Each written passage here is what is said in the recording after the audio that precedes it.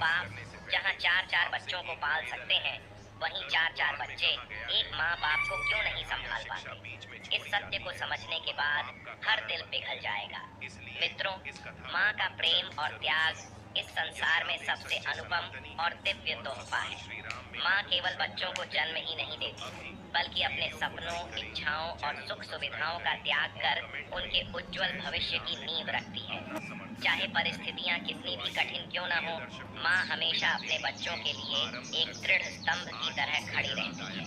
लेकिन जब वही बच्चे बड़े होकर माँ के बलिदान को भूल जाते हैं, तो यह समाज का सबसे कटु सत्य बन जाता है।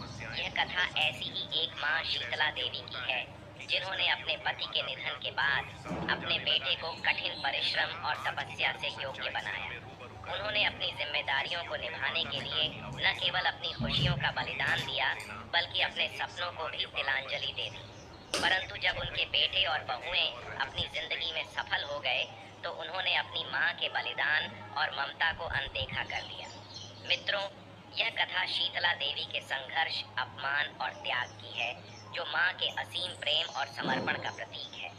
यह कहानी हमसे यह सवाल करती है, क्या हम इतने स्वार्थी हो गए हैं कि अपने माता पिता का सम्मान और उनकी भावनाओं का आदर भी भूल गए हैं? प्रिय दर्शकों, एक बड़े अफसर की माँ थी शीतला देवी। उनका बेटा हर महीने 7,000 की तनख्वाह पाता था। महीने की पहली तारीख को जब वह चमचमाते हरे नीले नोट अपनी पत्नी को सौंपता, तो दूर बैठी शीतला देवी की बूढ़ी आंखें उन नोटों को देखकर ही संतोष पा लेती। उनकी छाती गर्व से चौड़ी हो जाती और सिर फख्र के साथ आसमान छूने लगता। शुरुआती दिनों में 2-4 बार हरिओम ने बड़े बड़े नोट उनकी हथेली पर भी रखे थे। उन्होंने उन नोटों को लक्ष्मी जी का प्रतीक मानकर अपने माथे से लगाया और फिर वह पूरी रकम पास खड़ी बहू को दे दी। लेकिन यह सिलसिला जल्द ही समाप्त हो गया। बहू को यह सब पसंद नहीं था। उसने हरिओम से कहा, महीने की महीने यह क्या तमाशा करते हो? अगर मुझ पर भरोसा नहीं है, तो अलमारी की चाबी अपनी माँ को ही सौंप दो। हरिओम ने बहू को समझाने का प्रयास करते हुए कहा, रजनी, मामूली बात को बढ़ाने की आदत छोड़ो। माँ बेचारी है, को माथे से लगाकर ही प्रसन्न हो जाती है। हर माँ बाप चाहते हैं कि उनके बेटे अपनी पहली कमाई उनके हाथों में सौंपें। इस पर रजनी ने तुनक कर कहा, तो दे दिया करो, मैंने कब मना किया है? लेकिन रुपयों को पान सुपारी की तरह इधर उधर घुमाना मुझे अच्छा नहीं लगता। हरिओम चुप हो गया, लेकिन शीतला देवी ने बहू की चोटिल अहंकार भरी बातों को साफ साफ सुन लिया। घर में बेवजह के विवाद से बचने के लिए उसने इस छोटी खुशी से ही दूरी बना ली। कई महीनों बाद शायद माँ के भीतर छिपा स्नेह फिर उमड़ पड़ा। यह संयोग मात्र था कि हरिओम वेतन लेकर घर आया और उस समय बहू घर पर नहीं थी।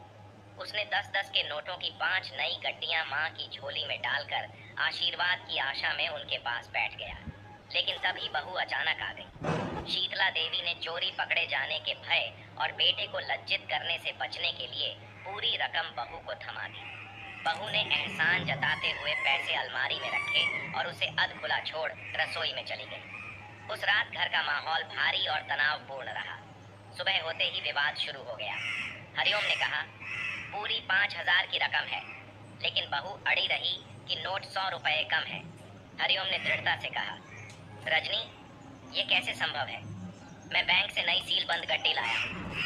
बहू ने कटु स्वर में उत्तर दिया, तुमने देखा नहीं, कल रात मैं नोट खा रही थी, क्यों नहीं अपनी माँ से पूछते? हरिओम ने कहा, माँ कहाँ रुपए लेकर जाएगी, और फिर बैंक की सील बंद गड्डी में से पैसे कैसे गायब हो सकते हैं? बहू ने व्यंग्य भरे लहजे में कहा, तुम जैसे सीधे साधे लोग सिर्फ आश्चर्य ही कर सकते हो। हरिओम चुपचाप दफ्तर चला गया, लेकिन शीतला देवी दिन भर रोती रही। उन्हें अपनी स्थिति पर लज्जा हो रही थी। दोपहर में बहू ने खाना उनकी चारपाई पर रख दिया और शीतला देवी को मजबूरन खाना पड़ा, जबकि उनका मन कुछ भी खाने को नहीं था। उनकी आत्मा कलंकित महसूस कर रही थी। जिस बेटे को बड़ा करने में उन्होंने अपनी जवानी खपा दी, उसी बेटे ने उन पर चोरी का झूठा इल्जाम लगाकर उन्हें तिरस्कृत कर दिया। 3 दिन तक शीतला देवी गुमसुम रही।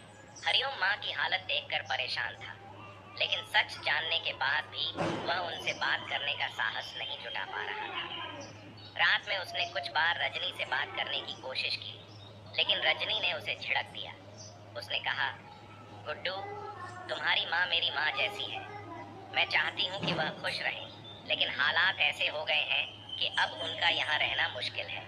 अगर कुछ दिनों के लिए तुम उन्हें गांव छोड़ आओ तो उनकी तबीयत भी ठीक हो जाएगी और मन की कड़वाहट भी दूर हो जाएगी। हरिओम ने रूखे स्वर में जवाब दिया, गांव में कौन उनकी देखभाल करेगा?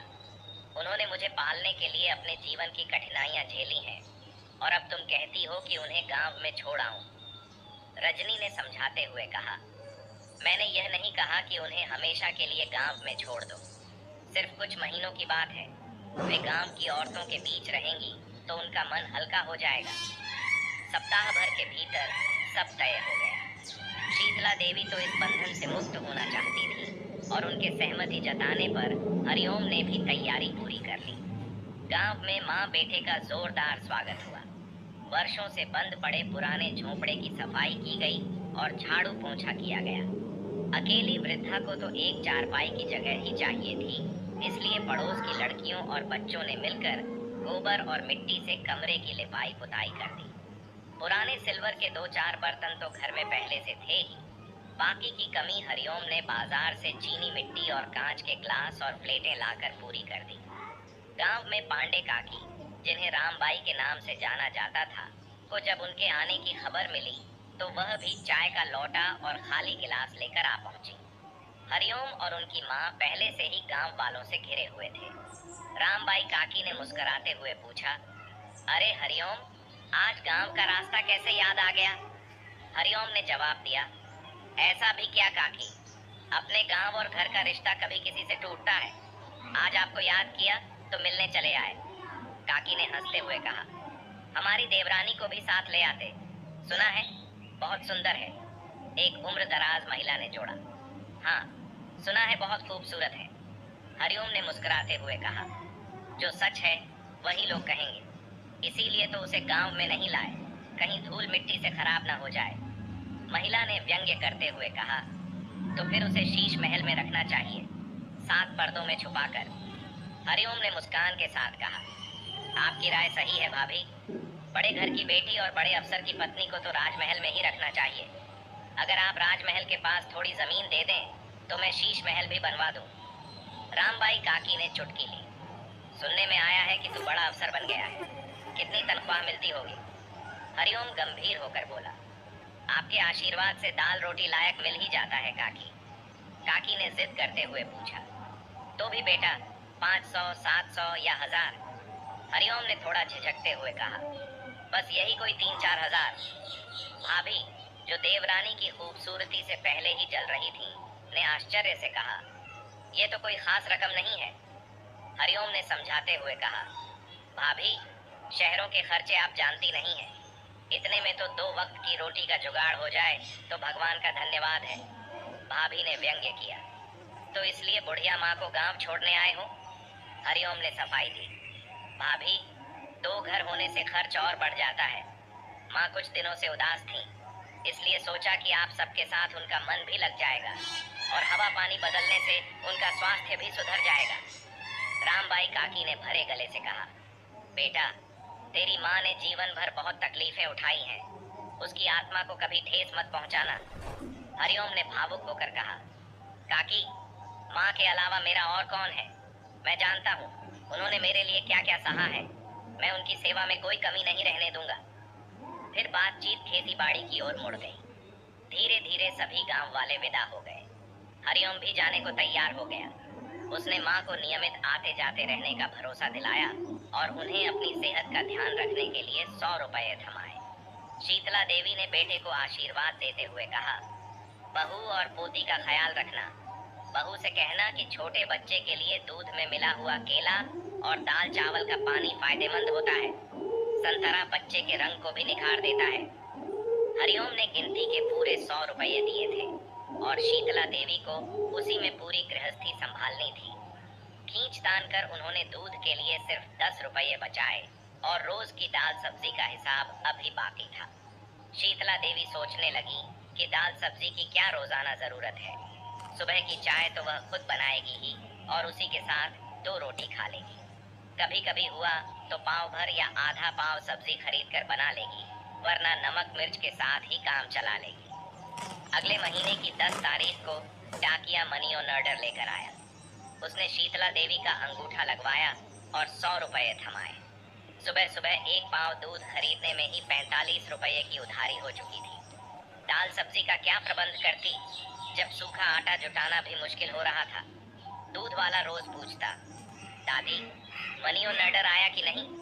वह अस्पष्ट जवाब देती, आजकल में आ जाएगा बेटा, और नहीं भी आया तो क्या, तूने अपनी दादी को ही तो दूध पिलाया है। मनी ऑर्डर मिलते ही उसने सबसे पहले दूध वाले का हिसाब चुकाया। 40 दिनों के 60 रुपये हो गए थे। उसके बाद उसने दूध लेना ही बंद कर दिया। बचे हुए 20 रुपये में 2 किलो आटा, थोड़ा सा नमक और मिर्च खरीदा। 1 रुपये का तेल डिबरी में डलवाकर वह अपने घर लौट आई। शाम को वह दीपक जलाती और तुरंत बुझाकर अंधेरे में भगवान के भजन गाने लगती। शुरू में कुछ बुजुर्ग महिलाएं और नातिन पोतियां उसके पास बैठा करती थीं, लेकिन धीरे धीरे बड़े अफसर की मां की भोली मुस्कान के पीछे छिपा सत्य सबको समझ आने लगा। फिर भी शीतला देवी ने कभी अपने चेहरे पर शिकन नहीं आने दी। वह अंधेरे में अपने छप्पर के भीतर बैठकर चिंताओं में डूबी रहती। तभी एक दिन कोई भूखा लाचार आकर बोला, माई एक रोटी दे दे, भगवान तेरे बेटे की उम्र लंबी करे और उसे तरक्की दे।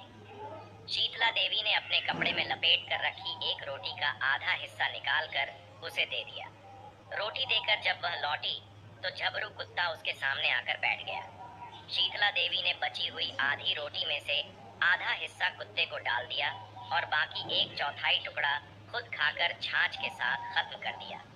2 दिन से शीतला देवी के घर में चूल्हा नहीं जला था। खाली पेट चारपाई पर लेटी वह अपने बड़े अफसर की मां होने के बोझ से लड़ रही थी। उसने कई बार मजदूरी पर जाने का विचार किया, लेकिन बड़े अफसर की मां होने की मर्यादा उसे रोक देती। 2 दिनों से भूखी प्यासी शीतला देवी डाकिये के इंतजार में गली और छप्पर के चक्कर लगा रही थी। चिलचिलाती धूप में गली सूनी पड़ी थी। अचानक उसकी नजर आंगन में बैठे झबरू कुत्ते पर पड़ी। वह न जाने कहां से एक रोटी उठा लाया था और आंगन में बैठकर आराम से खा रहा था। शीतला देवी धीरे धीरे चूल्हे के पास आई और लकड़ी उठाकर झबरू पर झपटी। कुत्ता रोटी छोड़कर भाग गया, लेकिन लाख कोशिशों के बाद भी वह उस रोटी को उठाने की हिम्मत नहीं कर सकी। उसके बड़े अफसर बेटे की इज्जत उस रोटी पर मोटी परत बनकर छा गई थी। शीतला देवी की आंखों से आंसू बह निकले और वह निढाल होकर चारपाई पर बैठ गई।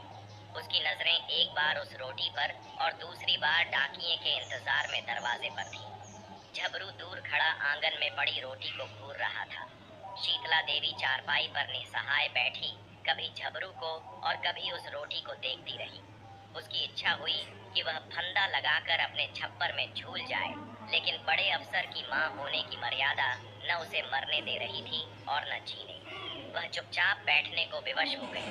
उसने घड़े से पानी भरकर पीने की कोशिश की, लेकिन खाली पेट होने के कारण पानी गले में ही अटक गया। दम घुटने लगा। बहुत देर तक हाथ पैर पटकने और छाती सहलाने के बाद उसे राहत मिली। थोड़ी देर बाद उसकी भूख फिर कुलबुलाने लगी। उसने आटे की हांडी उठाकर देखी। उसमें कुछ आटा इधर उधर चिपका हुआ था।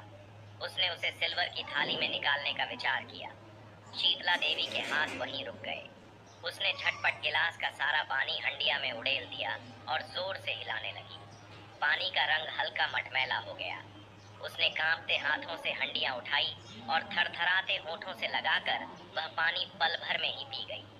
कुछ देर वह वैसे ही बैठी रही। जब उसकी सांसें थोड़ी स्थिर हुई तो उसने बाहर झांका। झबरू कुत्ता रोटी लेकर जा चुका था। उसने राहत की सांस ली और विचारों में डूब गई। वह सोचने लगी, उसने तो कभी किसी का बुरा नहीं किया, फिर भगवान उसे ऐसी सजा क्यों दे रहे हैं कि वह कुत्ते के मुंह से रोटी छीनने पर मजबूर हो गई। हे भगवान, आगे के दिन और कैसे होंगे। 2 महीने से मनी ऑर्डर नहीं आया था और उधार पर भी कोई सामान मिलना बंद हो गया था। वह कल की चिंता में डूबी हुई थी। तभी बाहर से आवाज आई, दादी, ओ बूढ़ी अम्मा, बाहर आओ, तुम्हारा मनी ऑर्डर आया है। शीतला देवी उठकर बाहर आई। सामने खड़े डाकिये को देखकर बोली, भैया, इस बार तो बहुत दिनों बाद मनी ऑर्डर लेकर आए हो। मैं तो दाने दाने को तरस रही हूँ। डाकिया बोला। अम्मा, मैं अपने घर से मनी ऑर्डर लेकर नहीं आता, उधर से भेजा जाएगा, तभी तो मैं ला सकता हूँ। शीतला देवी ने जवाब दिया। हाँ भैया, बात तो तुम्हारी सच है, तुम अपने घर से थोड़ी कुछ लाओगे, ये तो भेजने वाले की मर्जी पर निर्भर है। डाकिया बोला। अम्मा, पहले 5 रुपए दो, तभी मनी ऑर्डर मिलेगा। इस बार बैरंग मनी ऑर्डर आया है। बैरंग मनी ऑर्डर मतलब? शीतला देवी ने हैरानी से पूछा। डाकिया समझाने लगा। बैरंग मनी ऑर्डर का मतलब है कि भेजने वाले ने सरकारी फीस जमा नहीं की। जैसे कुछ लोग कागज पर नाम पता लिखकर डाक में भेज देते हैं और पाने वाले को उसका खर्चा भरना पड़ता है, वैसे ही बैरंग मनी ऑर्डर में भी खर्चा पाने वाले को देना होता है। शीतला देवी ने असमंजस में कहा। लेकिन भैया, पहले तो ऐसा कभी नहीं हुआ। डाकिया बोला। यही वजह है कि मनी ऑर्डर इस बार देर से पहुंचा है। अब जल्दी 5 रुपए दो और मनी ऑर्डर लेकर खुश हो जाओ। शीतला देवी ने निराश होकर कहा। भैया, मेरे पास 5 रुपए कहाँ हैं? यहाँ तो फूटी कौड़ी भी नहीं है। डाकिया ने कहा। तो दादी, बिना सरकारी फीस जमा किए मैं मनी ऑर्डर कैसे दे सकता हूँ? किसी से मांग कर दे दो। शीतला देवी ने बेबस होकर कहा। मैं किससे मांगने जाऊं बेटा? यहाँ कोई रुपए देने वाला नहीं है। तुम ही 5 रुपए काट कर बाकी दे